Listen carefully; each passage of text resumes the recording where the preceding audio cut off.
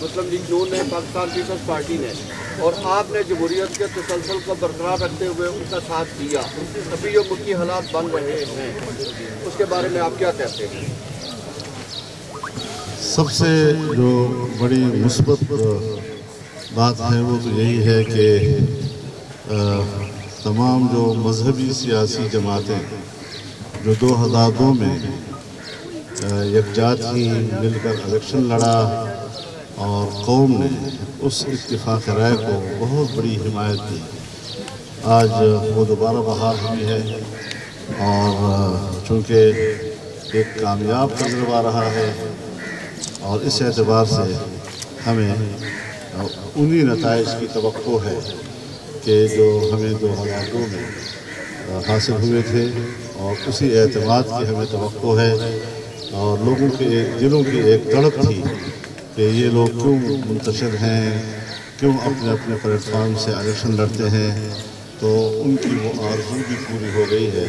تو انشاءاللہ العزیز ہم اسلام آباد کنونشن سینٹر میں 2 مئی کو ورکرز کنونشن کر رہے ہیں، پورے ملک کے ہمارے کارکن وہاں اکٹھے ہوں گے اور ایک کارکنوں کی سطح پر ایک بھرپور یکجہتی کا اعلان کیا جائے۔ مولانا صاحب، کیا آپ جو ہے یہ نگران حکومت کا حصہ بنیں گے؟ اور دوسرا یہ بتائیے گا کہ اگر آمدہ الیکشن میں پی ٹی آئی یا پیپلز پارٹی اقتدار میں آتی ہے تو کیا اس میں آپ شامل ہوں گے؟ دیکھیے، نگران حکومت میں سیاسی جماعتیں نہیں ہوا کرتی، جو بھی نگران حکومت میں منسٹر بنے گا وہ الیکشن ہی نہیں لڑ سکے گا، تو اس اعتبار سے تو کسی بھی سیاسی جماعت کا نگران حکومت کا حصہ ہونے کا سوال ہی پیدا نہیں ہوتا۔ باقی رہی ہے کہ الیکشن ہوں گے تو پھر یہ اگر اور پھر اگر، میرے خیال میں اس کو اگر چھوڑ دے تو اچھا ہوگا۔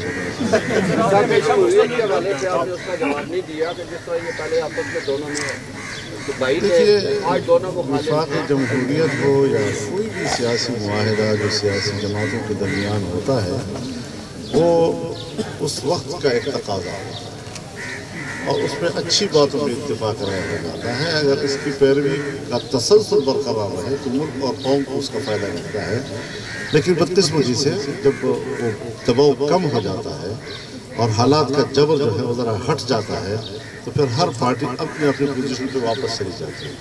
تو یہ ایک معمول کی چیز ہے کہ اس طرح کے اتحاد جو ایک وقت ایک خاص دباؤ کے تحت بنائے جاتے ہیں وہ ہمیشہ برقرار نہیں رہتے، کیونکہ ہر پارٹی کی اپنا تشخص ہوتا ہے اور وہ اپنے تشخص کی بنیاد پر اپنی پوزیشن پر واپس چلے جاتے ہیں. یہ فرمائیے گا کہ پاکستان تحریک انصاف نے جو 20 ممبران کو شکایت نوٹس جاری کیے ہیں جنہوں نے سینٹ الیکشن میں جو ہے وہ خرید و فروخت سینٹ کے الیکشن میں، تو آپ کیا سمجھتے ہیں کہ یہ شروعات اچھی ہے اور باقی جماعتیں بھی اس کی پیروی کریں گی، اور آپ کا کیا رائے عمل ہوگا؟ میرے خیال میں یہ بہت تاخیر سے انہوں نے یہ قدم اٹھایا ہے. اس سے پہلے ان 20 لوگوں نے خود اپنے لیڈر کو شوکاز نوٹس دیا تھا. تو یہ وہی لوگ ہیں جو پہلے سے ان کے خلاف بغاوت کر چکے ہیں، ان کو باقاعدہ پریس کانفرنس میں شوکاز بھی دے چکے ہیں. صرف انہی کے خلاف کارروائی ہوئی ہے. تو ووٹ بیچنے والا معاملہ تو پھر بعد میں آ گیا، اس کی تو تحقیقات ہوں گی تو پتہ چلے گا. لیکن میرے خیال میں جو اس میں مجرم لوگ ہیں اس میں کوئی 10 کے قریب تو چھوڑ دیے ہیں انہوں نے. صرف انہی لوگوں کو انہوں نے ٹارگٹ بنایا ہے جنہوں نے 1 ہفتہ 2 ہفتے پہلے پریس کانفرنس کر کے خود اپنے لیڈر کو شوکاز نوٹس جاری کیا تھا. تو یہ معاملہ جو ہے وہ ذرا فیک ہے. مولانا صاحب جو میاں صاحب بیرون ملک گئے ہیں، کیا وہ واپس آئیں گے یا ان کا نام اس ایئر میں شامل ہونا چاہیے تھا یا نہیں ہونا چاہیے تھا؟ میرے خیال میں یہ سوال اب نہیں ہونا چاہیے. جب گئے واپس آئے، پھر جب گئے پھر یہ سوال کہ واپس آئیں گے یا نہیں آئیں گے. مولانا صاحب بتائیے گا، یہ ہر مشکل وقت میں آپ نے میاں صاحب کا ساتھ دیا ہے، تو ابھی جو موجودہ مسلم لیگ نون کا اور عدلیہ کا ٹکراؤ ہے تو اس میں جمعیت کہاں پہ سٹینڈ کر رہی ہے؟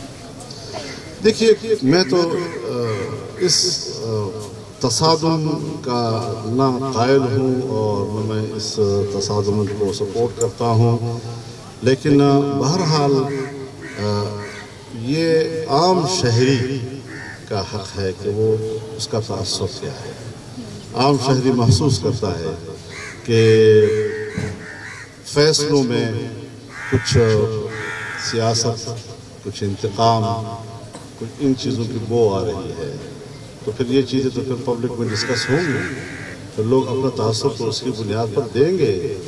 اب یہ دیکھنا ہے کہ تصادم کس کی طرف سے ہو رہا ہے، تو وہ بھی ذرا انتظار کر لیں. پہلے بھی اس قسم کے واقعات ہوئے ہیں. اب بھی وقت آ جائے گا جب دنیا تسلیم کرے گی کہ اصل تصادم کس کی وجہ سے ہے.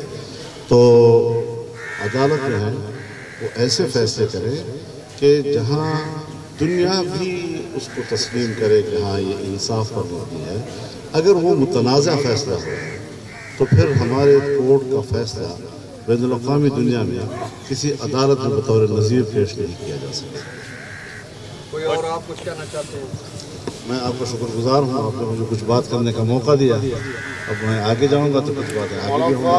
آئندہ بھی ہم اسی کیپشن میں لگے رہیں گے، یا کوئی سیاسی لیڈر جو ہے وہ بیٹھ کر کوئی ایسا فارم تیار کریں جس میں کرپشن لوگ نہ آئیں اور اچھے لوگ آئیں ہمارے پاس. ہم تو بوڑھے ہو گئے ہیں، جو آنے والی نسلیں ہیں ان پر خدا رحم. اگر آپ نے کرپشن کو دور کرنا ہے اور اس کا خاتمہ کرنا ہے تو پھر فارمولہ بڑا مختصر ہے کہ ملکی حکومت جمعیت علماء اسلام کے حوالے کر دو. خیر آخری سوال آپ یہ کہ ایک بیان میں نواز شریف نے عدالت کے باہر کھڑا ہوا کہا تھا کہ آئندہ انتخابات شفاف نہیں ہوں گے. آپ کا بڑا تجربہ ہے سیاست کے حوالے سے بھی، دین کے حوالے سے، کیا آپ سمجھتے ہیں کہ آئندہ انتخابات جو ہوں گے وہ شفاف ہوں گے؟ پہلے تو یہ سوال ختم ہو جائے کہ انتخابات ہوں گے بھی یا نہیں ہوں گے.